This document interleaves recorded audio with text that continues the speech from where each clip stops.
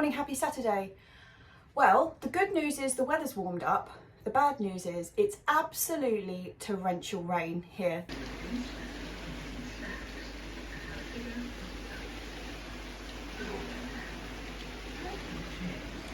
And what I planned to do for this morning's video was to build my strawberry protection cage. But I can tell you, I'm not going to be using any power tools out there today. So I decided, it's a video that I've been intending to make for quite a long time because I get asked about it all the time. And that is my advice for new allotment holders. And I've kind of got 5 areas that I've broken this down into. The first one is planning. The second section is allotment guilt. The third one is choosing what to grow. The fourth one is pests and diseases. And the fifth one is planning ahead. And I mean, I'm just gonna ramble on really, but I've broken it down into those categories and we'll kind of start with that as a starting point. So this isn't actually a how-to video. It's more of a look at genuine advice that I would give people who are just starting out with allotments. Because there's infinite amounts of how-tos, how you lay out beds, where the best place to put a greenhouse is, where you put your shed, what kind of conditions compost bins need, all of that sort of stuff. What I'm going to focus on more is kind of decision making on kind of what's going on in your head. But the first one is planning. Superb graphics. So with planning, the first thing you need to do is know where your starting point is. People can take over allotments in all sorts of states. They can be 9 foot high with brambles, or they can just be plain flat grass, or they could even be dug over. You don't really know what it is you're getting. But the first thing I would say is probably to find out what the rules of your site are. Because with an allotment, it is a community kind of thing, even though you've got your own plot. And there will be rules, there will be regulations. And the thing you really don't want to do is just arrive on an allotment plot and wind everybody else up. Like, you are going to have to garden next to these people for foreseeable future. So after you've found out what your rules and regulations are, the next thing is to kind of assess what you've inherited. If you've just been given a brand new allotment and it's just like flat grass, you know what you've got grass. But if you are taking over an allotment that has been either neglected or has been somebody else's, in all likelihood there's going to be things underneath there that you might want to keep. There's possibly going to be overgrown fruit trees that need to be taken back. There's also probably going to be a rhubarb, because almost every allotment in the country has a rhubarb somewhere on it. And the other thing to watch out for is an established asparagus bed, which can be renovated. I've seen it happen so many times that people take over an allotment, because on our site we used to have a lot of derelict allotments, and a lot of them had really old asparagus beds on, and the first thing people did was come in and dig the whole lot up. They're very easy to identify if you catch them late in the season, but early in the season, early spring, really hard to identify. So it might be worth asking plot neighbours, see what you've got in there. And the other thing to check over is where the sun and the shade is happening across your plot, because really that's going to decide where anything else you're going to put in is going to go. And then it's about planning a layout, and planning is like one of the most fun things. I love planning. Plotting and planning is just like really exciting, but it can be quite, firstly, overwhelming, and secondly, quite intimidating, having to kind of make a decision. Well, this is going to go here and this is going to go here. And the important thing to remember is basically everything can move. That I am moving things around on our allotment. We've had ours for years and years and years, and yet I'm still moving things. 2 years ago, I moved the shed from one end to the other. We've moved the greenhouse before. I've moved the fruit cage last year. Basically, things are movable, and don't get too tied down in that this is a concrete plan and once I've made the decision I have to stick with it, because basically it's not. You can move anything. The only things that I would be slightly more cautious about putting into place or not moving would be if you're going to try and establish any fruit trees, or if you're going to lay an asparagus bed, because fruit trees you can move. It's not great, but you can move them, particularly young ones. But asparagus beds, it just basically never works. So if you're going to get an asparagus bed in, but you want to make sure you've chosen the right spot for them. But that's probably the only thing really on an allotment. Like, even ponds can be dug, redug, moved, you know, just plan, but know that everything's movable. So in with that planning is kind of deciding how you're going to tackle the space, because an allotment can be quite an intimidating space. It's just even if it's just a blank canvas, that can even be sometimes more intimidating than if you've got an immediate thing to tackle, like a bramble forest or something, which has its own form of intimidation, but it's a different sort. And sometimes a blank canvas can be really hard to get your head around to know what you're going to do. And so that's part of the reason that I'm so keen on putting raised beds in, is because it compartmentalizes the space. And that's just, for me personally, I find that much easier to deal with when it's in kind of these segmented blocks than if it's just a wide open space. If I was taking on a new space, which is just grass, or even if it's brambles and grass and the whole lot, first thing I'd do is strim the whole lot back to ground level, so you can see whether you've got undulations, if you've got big dips, if you've got whatnot. You need to kind of see what's underneath there to know what you're going to do. But in my case, the raised beds really help in my own head to kind of sort things out. And in the case where you have grass and weeds and all the rest of it, you don't have to dig the whole lot over. You just like basically hole punch your raised beds into it. They don't need to be raised. You can just hole punch normal beds, but I just find it easier to deal with if there's an actual edge around them, if you know what I mean. So you can do that, and then you just hole punch and leave the paths. If you keep strimming them, they're not going to grow. But I'm going to do a whole video on how I start raised beds and how I build the raised beds, so I will leave that there. Doing the least amount of work to achieve the results is kind of the aim of the game, I think. And talking about that, my second kind of tip area is going to be allotment guilt. Allotment guilt comes in many, many forms. One of the most common forms is sitting at home, procrastinating about going up to the allotment and knowing that the weeds are just growing. While you're at home, while you're doing other things, you just know that those weeds are growing way faster than anything that you've intentionally put in. I don't know about you, but if you're anything like me, guilt is not a motivating factor. In fact, it's the opposite. Over time, that kind of lingering guilt, like knowing that you should be doing something that you're not, kind of turns into resentment, and then it makes the whole experience just something that you don't want to do. In a kind of counterintuitive way, I think the best way to get around it is to make sure that going to the allotment isn't just about, you've got to get this done, you've got to get this done, you've got to get that done. The first thing and the most important thing is to get a chair. Either buy a flask, or if you've got a shed, you want kind of tea making facility, something that you can go up there. And if you want to just go up to the allotment and sit in that chair and read a book, just do it. Don't feel like you have to do something every time. If you get into the habit of just going up to the allotment for the pleasure of it, you've got a much better chance of actually going up there to read a book or whatever and just doing a bit of weeding while you're up there, rather than sat at home reading the book and thinking, oh God, I really should be at the allotment, I really should be doing that weeding. I think allotments are productive spaces, 100%, that's what they are. They are there to grow vegetables.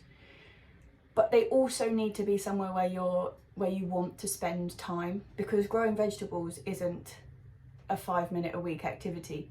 So you have to want to be there to do it. And I think removing allotment guilt by just making it okay to go up there and do nothing is kind of the way forward. Sometimes I go up to the allotment and I'm looking around and there's so many things. My to-do list is a mile long. And sometimes I just take my laptop up there, sit in the shed, make a cup of tea and do a bit of writing for a couple of hours, and then talk to the chickens and head home. And I don't fret that I've been up there and haven't done anything, but at the same time I feel like I've been up there and done something. I don't know if this is coming across particularly clear. I know what I'm trying to say. Enjoy the space. Use it for other things other than beating yourself up for not weeding, is basically what I'm trying to say. Foster a much more positive attitude about going to the allotment and not berating yourself for not getting as much as you wanted to get done, or not getting the things that are on your never-ending to-do list finished. You're falling behind. Just accept it for what it is and do what you can. Number 3 on my list is choosing what to grow. It's a tricky one. And I hear the advice all the time, which is grow what you want to eat. And I totally agree with that. If you really, really hate beetroot, don't grow 3 beds of beetroot. Like, that, you got to kind of put some common sense. Just because you got the seed or something, make sure that it is actually something that you want the end result of. You want to grow it because you want that vegetable at the end, or you want to use the leaves for salad, or any of those things, but make sure you're growing something you like. Having said that, the vegetables that you've been none too fussed about from a supermarket will taste different when you grow them your own. So don't discount anything. If you've always really disliked beetroot, just grow a couple. Grow some beetroot, a very small patch, and you might find that actually your homegrown beetroot, roasted in the oven, a load of salt, bit of olive oil, feta cheese, with a salad, fresh bread, your relationship might be forever changed with beetroot, but it might not. So don't grow, like I say, 3 beds of beetroot if it's not something you want to grow. Along those same lines, choosing what to grow in space constraints is something. So quick growing crops are really good in a tight space because they're in and out really fast. You really can be amazingly productive with quite a small amount of space. So if you have got limited space, growing things that are kind of a pick and come again type scenario rather than a one trick wonder. So take a Cavallonero plant. That plant is in the ground for really quite a long amount of time. However, you're picking it constantly. So it's in there for a good few months without you really being able to do much because it's got to kind of beef up a bit. But from that point, you're picking those leaves and eating them for dinner. You come back the next week, pick some more leaves, eating that for dinner. What you're getting is a really long harvest from that one plant, and that's a really good use of space. French beans, runner beans, that kind of thing, what you're getting is a really long harvest period. You can be picking them for 3, 4, 5 months depending on the year, and you're just going to be picking off as you need. Whereas a cauliflower, what you're getting is a massive plant that's going to be there for a very, very long time, and you're going to get one head. You might get a few extra sprouts afterwards. Basically, it's one harvest. Okay, another thing to do with picking crops is from mighty gluts comes great creativity. Having a glut of something can really spur you on to finding different ways of using it. And that can be a wonderful thing. That really is part of what growing your own is. So you're learning to eat seasonally, and sometimes eating seasonally means eating some quite similar stuff for a good month of the year. For example, we're just coming into the asparagus season now, and I will be eating asparagus practically with every meal for 5-6 weeks. But that's kind of how it works, and we've found some amazing ways to use asparagus. If I was buying asparagus in the shop, I would be buying it for a specific recipe or a specific thing I was going to do with it, and that's what I do. I buy what I need and I take it home. But if I'm suddenly faced with, I'm picking this stuff every day and it's racking up in the fridge, you've got to find other ways to do, other things to do with it, and that is part of the process of having an allotment and growing your own.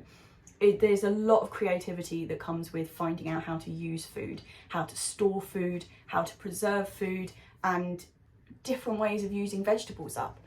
Okay, my last point on choosing what to grow is, if you try something one year and it's a complete fail, don't give up on it for the next year, right? Because every single year is different, and it doesn't matter how advanced you get in gardening. If you've been growing for 50 years, it's exactly the same. One year is going to be totally different from the next. One year you can grow record-breaking, spectacular cauliflowers, like picture book cauliflowers, and then you wouldn't be able to get them to grow again for another 4 years. It just happens, and that is just part of it, and you've got to accept it. So if you can't grow something one year, try again the next, and the next, and the next. Talking about each year being different, my next point is pests and diseases. You will never know all of the things that are possible out there to destroy your crops. There is always going to be some new bug, some new pest, some new fungus, some new disease, some new gnat, some new microscopic wasp, some new bird, some new weed, some new something that's going to be out there to get you. It's just part of it. Like, there's always going to be something you don't know about which turns up on your plot, and it's yet another thing that you're going to have to deal with. And as you've probably guessed if you've watched any of my other videos, I'm really not into the whole spraying the chemicals thing around. So the best way to deal with them is to ask about. If you've got them, you're unlikely to be the only person who's got them, and drawing your own conclusions, trying stuff out. That year you might completely lose that crop to this new chap who's come along, but that's the way it goes. And next year you'll be more prepared. But don't be disheartened. That's the main thing. There's always going to be something, whether it's weather or a pest or a disease or some dreadful pernicious weed that's appeared. There's always going to be these things, but it's part of the growing process. Okay, so my 5th tip is to think ahead. So growing things is a kind of a rolling process. Spring is always the easy one. We're coming out of winter, we know everybody's gearing up, everybody's growing stuff, we're all in a bit of a wild frenzy, sowing all our stuff for the summer. And everything's go, go, go, apart from this year, obviously, when nothing's been go, go, go. But generally, spring is a bit more active than this. But it's just a ramp up from the beginning of the year. The trick is to think ahead. That includes successional sowing, which you will have heard me go on and on and on about. But being caught up in that initial spring frenzy, sowing your spring onions in February, fantastic. And then they're growing, they're looking really nice, you plant them out, they're perfect, you harvest them, and then you don't have any more. Then you've got to re-sow, and you've got that, 4 months wait? You want to sow them halfway, so before you're harvesting them, before you realise you don't have any left, get in there early. The big one is that allotments and vegetable gardens can be productive all year round. It doesn't just have to be a start in spring and pick during late spring to late summer and then put the allotment to sleep. It doesn't have to be that way at all. You can grow all year round. If you start thinking about what you're going to be growing in the winter in August, which is tricky because in August everything's still go, go, go. But if you start thinking about it then, you can start getting stuff in mid-September, early October, when everything's still looking really good from the summer. Then by the time November comes along, when everything starts dying off, you're already on that ramp up again. And that's the way to go. Like, just always be thinking those few months ahead, because it's just a rolling thing. Gardening in general, yes, but specifically vegetable gardening, because it's a harvest.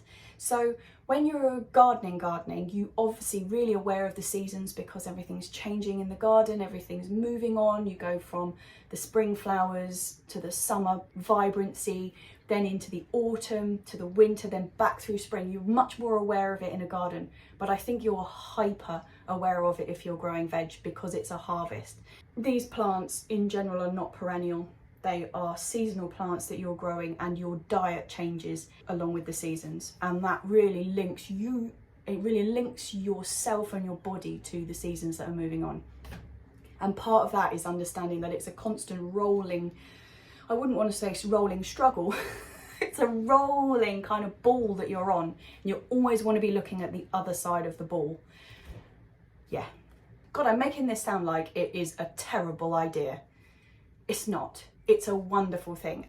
Part of the wonderful thing about it is the acceptance. You know the seasons are going to move on. You know some things aren't going to work. You just have to be very accepting of it, and I think that's part of what growing vegetables and being a gardener in general is about, is knowing that you're always planting for the future. You're always looking ahead, and that is interesting in the sense that it makes time feel like it's passing really, really fast, but at the same time you're so much more connected to that time that's passing. Does that make sense? Do you know what I mean?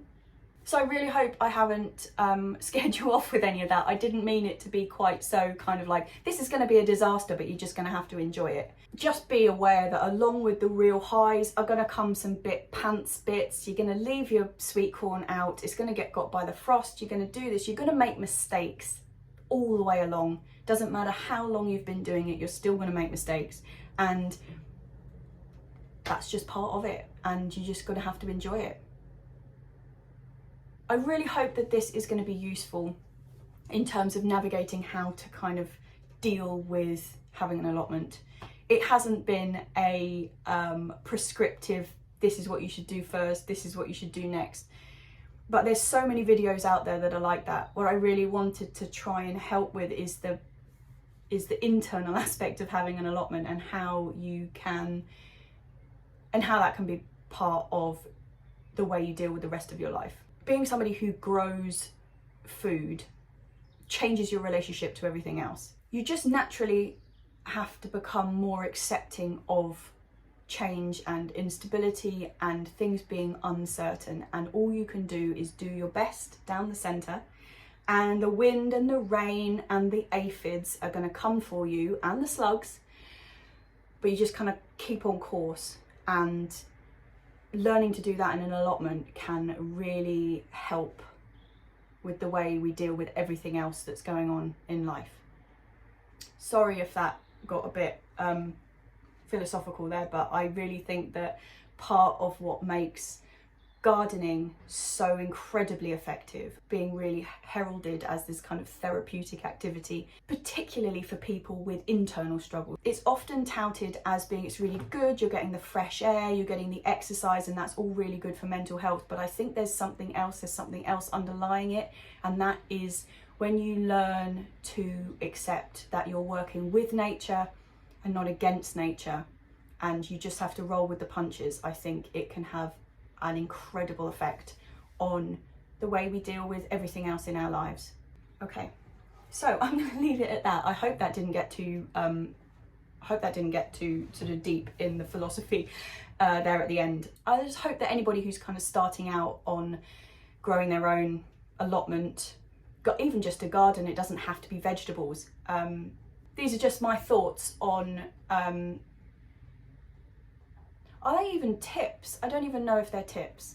It's more like, this is my thoughts on starting out. So that's it. I didn't get to build my strawberry cage. I will be doing that next week, and I will see you on Tuesday for another vlog. It's not really cheers, it's a cup of coffee, but still. See you later, chaps.